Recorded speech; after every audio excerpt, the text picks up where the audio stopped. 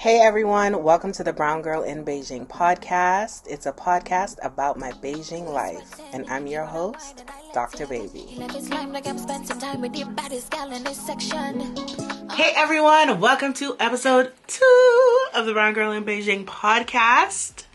We're so happy that you are joining us on today. So today, we are going to be talking about mental health, but more specifically, my mental health. Stay tuned. I know you've been jamming with your crew. You got to leave, but that one last won't do. I want to put another wine on you. I got that good. If I put it right there, would you wine on me? If I put it right there, would you wine on me? If I put it right there, would you wine on me? If I put it right there, would you wine on me? Okay, so I want to let y'all know, when I thought about doing episode 2, I had already recorded this, and then I thought I really rushed through that. I need to do it again, but my life has been very, very chaotic, and I have not had a lot of downtime, and so I knew that today I was going to have the whole day to be home and to get some household chores done, and then to also be able to record this episode. And, you know, I got my nails done last night. I had rearranged my room on Thursday, so it was feeling nice in there. The windows were open, so it was really cool. So I'm like, I'm going to sleep so well. Took a double dose of melatonin last night. I'm like, I am going to sleep so well. I'm going to wake up refreshed. I'll wash my hair in the shower, so it's going to feel really nice. I'm going to do laundry. I'm going to make pancakes. I'm going to have a really great day. Then I woke up and it looked like one of the Mageddons out there. You know, like Armageddon, Snowmageddon. And it's just so crazy. Like, I opened the curtains in my room when I woke up. First of all, I woke up way too early on a day that I'm not doing anything. I woke up at I think 7:42 this morning after going to bed after midnight. So after taking 20 milligrams of melatonin, I woke up after 7.5 hours of sleep, not feeling refreshed. So I opened the blinds in my room, or opened the curtains in my room. No difference. Outside is just as dark. It's as if the sun has not gotten up yet.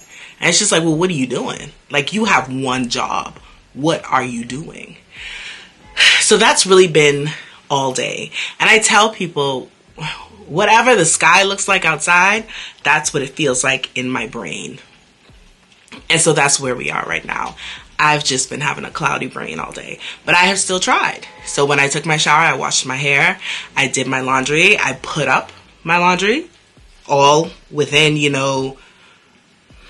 a short span of time. I made pancakes, which were amazing. I did not make these ones from scratch, but I did make some Johnny Cake pancakes the other day, and let me tell you, they was bussin'. But that's not the point. So I made my pancakes, watched a little bit of Scrubs, just chilled. Did my devotions this morning. Did my Duolingo practice for Chinese this morning. Trying to chill. And still, by I think 1 o'clock, I was just over it.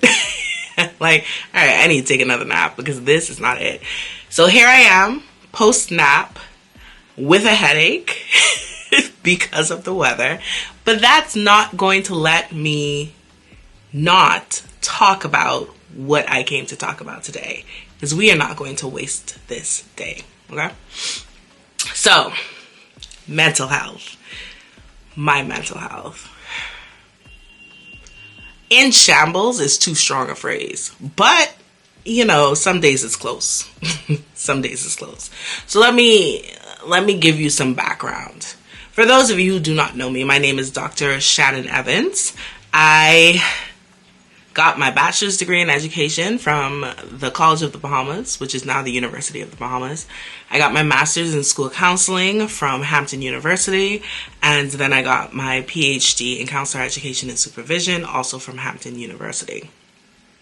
I have worked as a teacher and some form of counselor or some form of counselor for the past 10 years. And so, I have a little bit of experience in the mental health field. I work mostly with kids. I have worked with adults a few times. Definitely prefer working with kids, but, gotta make money. And also have to help people. So right now I am a teacher. I teach 6th grade. And I teach here in China. So that's my background, right? So I told y'all in the last episode how I wanted to go to the beach this summer. Like, I just felt like I needed to just be dunked in salt water, because salt water, like ginger ale, cures all things. Did not get to go. So one of the remedies that I used as a substitute was going to a hotel here in Beijing and going into their pool. And it was pretty nice. I slept by the poolside. It was nice. It was chill. There were screaming children at one point. But,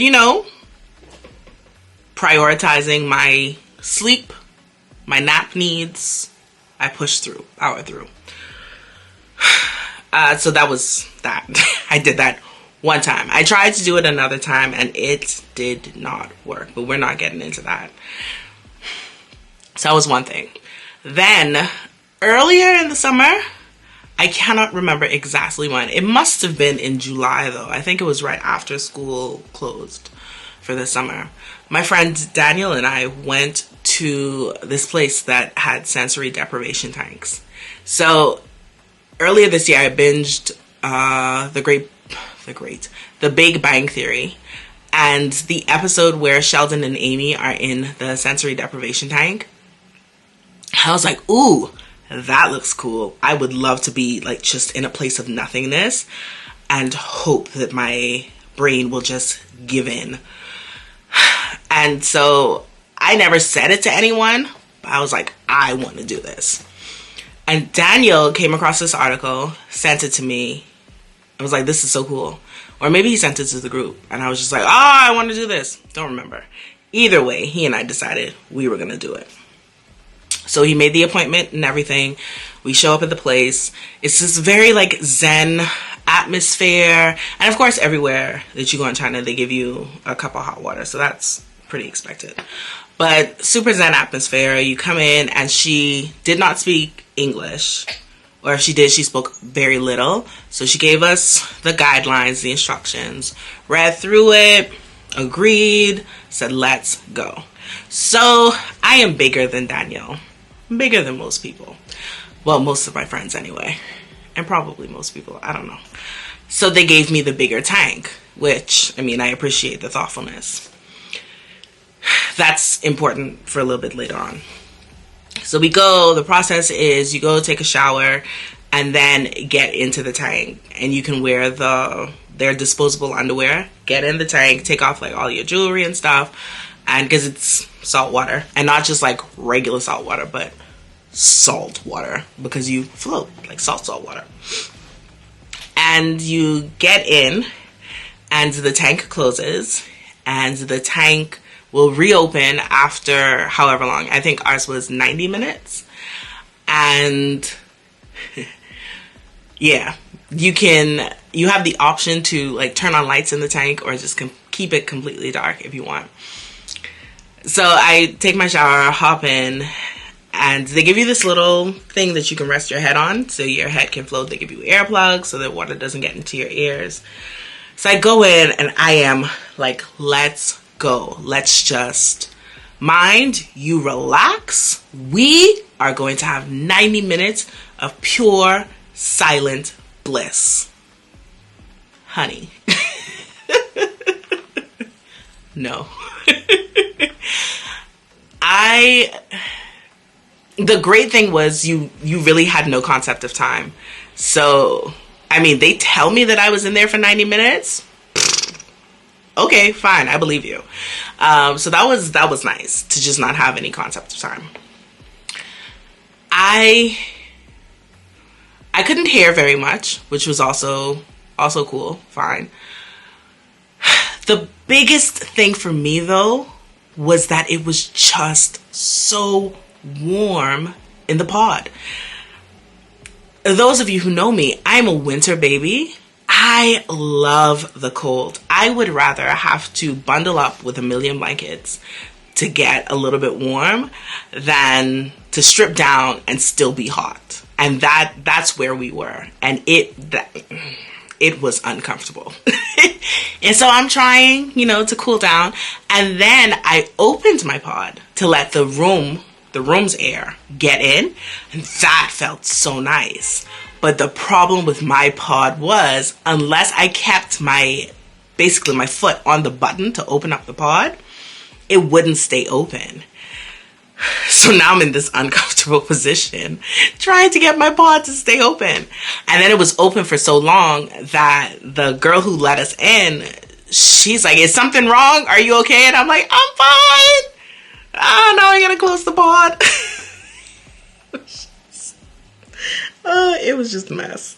Anyway, a valiant effort by the pod. I do appreciate it. Would I try it again? Maybe. And here's why. When we came out, we traded stories. Daniel's pod was bigger, but it was a manual open pod. And so he could have opened it and it would stay open to let the air from the room in. And I'm like, wow, that would have solved all of my problems. And then also, I had a cut somewhere on my body that I did not know was there. The salt water let me know that it was there. But that's something entirely different. Anyway, so I would try it again, just in the smaller pod that was a manual open. So I could just keep it open just a little bit and let the cool air in. Because other than that, it was a pretty relaxing experience. I just don't like to be hot. I don't like to be hot. Yeah. Anyway, so the pool and the pod. But now, the really biggest thing that I did for my mental health this year was getting a therapist, finally. So let's walk through the journey that started years ago. All right. So my journey with my own mental health, with addressing it, coming to terms with what I have going on, was back in 2010 when I started grad school at Hampton University. I think it was at orientation, but it may have been in like a meeting or something where our professors collectively were just like, you need your own therapist. Not just your friends, not just the people going through this program with you. You need to have your own therapist. And I'm like, bet, because I want one. Did not get one. But I remember maybe 2011, 2012, a friend of mine was going through something and I was taking on like his issues and it was causing me stress and I literally could not sleep. Spoke to the campus counselor at the time and we came to a point where it was just like, I have a control issue. Like when things escape my control, I spiral. And this was an example of that. Like I couldn't fix his problems and that was doing something to me. Cool. Great. Breakthrough. She and I think maybe spoke only once or twice. That was about it. Fast forward to 2018, January, February. Prior to this, I had never been to Honda Battle of the Bands, but I had missed homecoming in 2017 and Hampton was in this one. So I'm like, I gotta go. I gotta make it. So, I had already applied for time off of work. I think I had vacation days or whatever. Applied for that, booked tickets, like made all the reservations and everything, made the plans, ready to go. So maybe, I don't know how many weeks, but a few weeks before I'm set to leave, I get a message. Now, at this time, I was actually dating this guy, and it was going pretty well. In my head, it was going pretty well. It was actually, looking back, it was way too intense, but, whatever.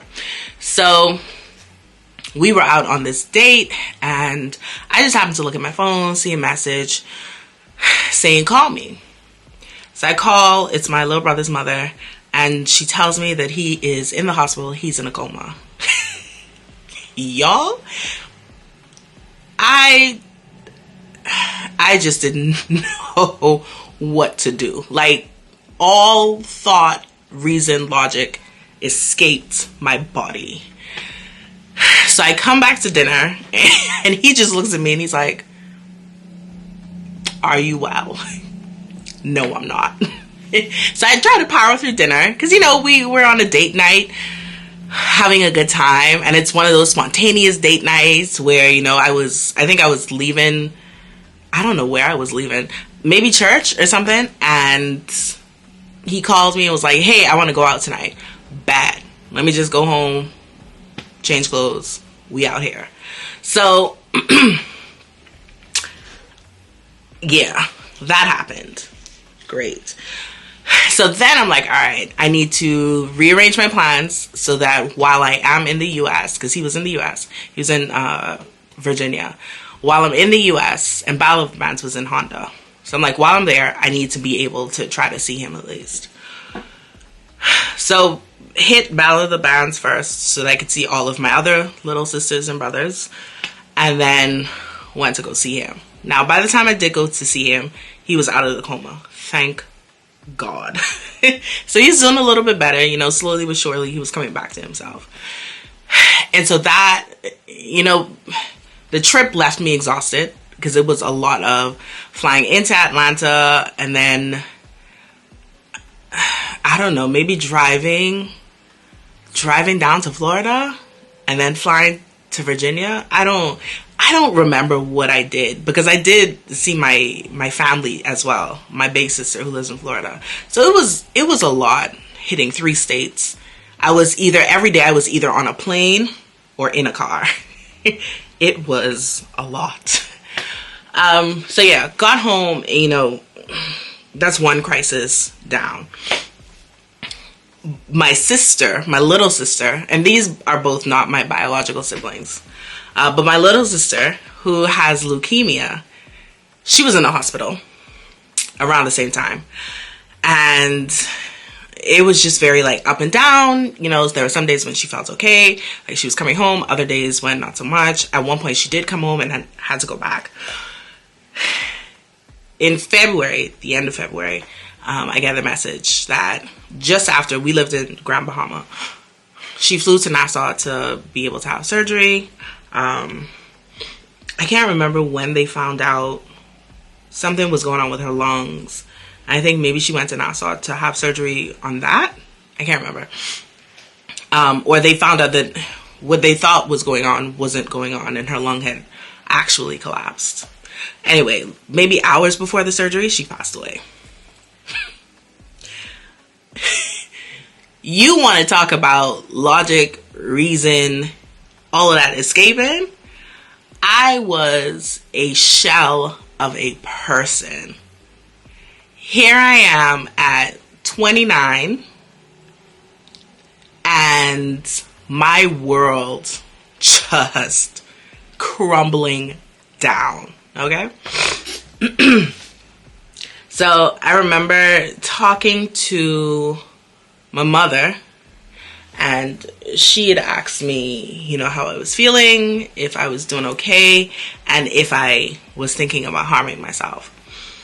And of course I'm like, no, I'm fine. Not thinking about harming myself. And that wasn't a lie. I just didn't take the time to explore what the answer, you know, alternative answers to that question, what they could have been. And at the same time, still dating homeboy.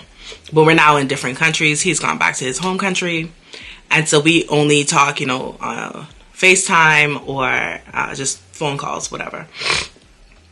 And anytime I was still grieving, like heavily grieving, like weeks after her death, I cried every day.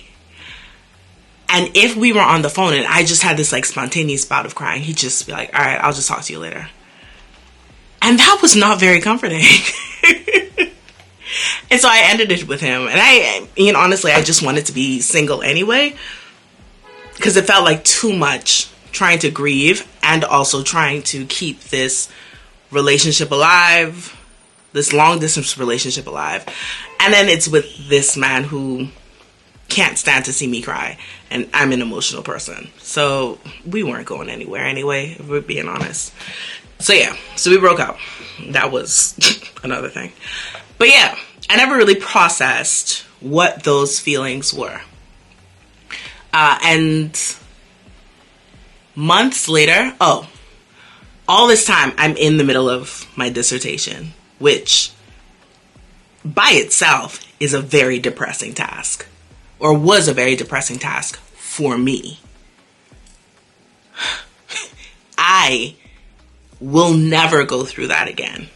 Now, if there's somebody out there that does want to take on the task of becoming a doctor, a PhD kind of doctor, or any, you have to go through dissertation phase, my advice is to be sure that you want it, and whatever your motivation is for starting, remember that motivation. Like, remember that reason. If you're anything like me, there are going to be days and nights where you want to give up and you cannot remember why you even took on this task in the first place. You have to force yourself to remember your motivation, and also find people who have been through the process. I think one of my issues was, for the bulk of my dissertation, I think for all of it, I was at home in the Bahamas, and so I wasn't at Hampton. I couldn't just roll up on my professors. If I needed to talk to them, I had to send them an email, and then I had to wait to get something back, and it was really, really frustrating. And there are very few people that I knew that went through this process, and so a lot of people that are, in my support system, they mean well, but it's just added stress when they're like, so how's it going? How you doing? When are you going to graduate? Because I'm just like, I don't know. I don't know how it's going. I don't know how I'm doing. And I do not know when I'm going to graduate. Please stop asking me. Just feed me, give me a blanket to take a nap, and stay out of my way. Thank you. Because they really can't help me otherwise. There are times when I can bounce ideas off of them. What do you think about this? Or would you want to know more about this? But other than that, they can't help me as much. So yeah, it was a very draining, lonely, depressing process. So I'm going through all of this. Almost lost my little brother. Did lose my little sister. And then this man was just being an annoyance at this point. So we had to X that. So fast forward to maybe May or June of that same year, 2018. This is the year that I moved to China. So this is all right before I moved. And on the phone with a fellow Sora doctor, or Dr. Sora, and she put into words how I was feeling. I wasn't actively suicidal. I did not actively want to take my life. But I was in a place where I just kept wondering if I would be okay if I didn't wake up the next day. I was just very apathetic. I went from actively living my life to this apathetic existence. I was just doing whatever it took, I guess, to get by. And even then, barely that. Yeah. So that's where I was. And then I came to Beijing. So in that headspace, should I have moved to a new country? Not sure. But it was done. And honestly, initially I was supposed to have moved, I think, in February. So I would have moved right before she would have passed away. And I think that would have hurt me a lot more. And so I'm glad that we did push it off. I was supposed to be at Hampton. I had gotten the offer to come for a semester and be at school and try to, hammer out my dissertation there. And I declined it. And again, if I had gone and that happened, I feel like I would have just been devastated. So looking back, I'm grateful for the way that things worked out. So yeah, coming to China now and starting to work and, making friends and feeling like I found a little bit of my tribe, finding a church, all of these things sort of helped. And so being here was not as lonely as I thought it was going to be. But there were still times, because I'm an introvert, and so, I stayed to myself a lot. There were still times when you did feel a little twinge of loneliness. So now, fast forward to 2021. Earlier this year, I had the chance to talk with a friend from church, and we started talking about some therapists that we have as sort of resources for our wider church umbrella. And so I said, you know what? Can you send me the contacts for them? She's like, yeah, sure. Send them to me. Looked at both of them and chose one. And I was very intentional about choosing a Christian therapist because I wanted someone with whom I could be my full self. And, they don't have any biases against God, against religion, against Christianity. I could have those conversations with that person without them feeling some type of way. So made an appointment with her, reached out to her, talked to her, made an appointment. And in our first session, I think I cried the entire time. I just needed so badly to have someone who did not know me, who did not have any preconceived notions about what my problems should be and what problems I shouldn't be having. It was just very nice to be able to let all of that out and for her to be like, okay, now let's sort through it. And I have been a therapist. I have worked with children and adults. And so I'm familiar with what happens in therapy. I'm familiar with what kind of techniques are used. I'm familiar with the goals of therapy. And so I was just very, very happy. And I felt at peace being on her couch and just being able to sort through things that have happened in my past and how they connect to things that are happening today and how some emotions, how some feelings have just traveled with me over time. So now, I've gone to a couple of sessions with her already, and I try to do once a month. I did skip some months during the summer because there was too much happening and not enough at the same time. But we're back on track. And it's just really, really nice to have someone who, with my permission, she prays over me to end our sessions. And that's such a blessing for me. And she prays over the desires that I've expressed in other sessions. And so she's making notes, she's remembering things. And I'm just very excited to finally have this thing that I've been searching for years. Therapy is a process that forces me to pause, reflect, and process my emotions, what I'm feeling, what I've gone through. Because a lot of times I do not do that. Instead, the thing happens and then I work my way through. I keep myself busy, I sleep, I shut down, I isolate, or just sort of literally just go out, power through so that I don't have to think about what has happened and I don't have to feel all of the negative emotions that I know are coming. And so therapy helps me to do that, but in a nice controlled space where I'm not going to be judged for the reactions that I have and for the responses that I have. Instead, I let them all come out, and together we create the little puzzle of the pieces to see, what's really going on. And so I really, really appreciate that. So that is my time, guys. I got pizza on the way. I'm about to try to salvage what's left of this day. Rain-mageddon is happening. Snow-mageddon is supposed to be happening tomorrow. Pray for us here in Beijing. I hope that you enjoyed listening. Thank Thank you for allowing me to share. And if you are in Beijing, you need someone to talk to, hit me up. And I will share the resources that I have. If you are elsewhere and you need someone to talk to, hit me up and we can track down some resources together. I am an advocate, a big advocate for mental health therapy, Jesus, and therapy. That's what I believe. I believe that God gave us therapists. So make use of them.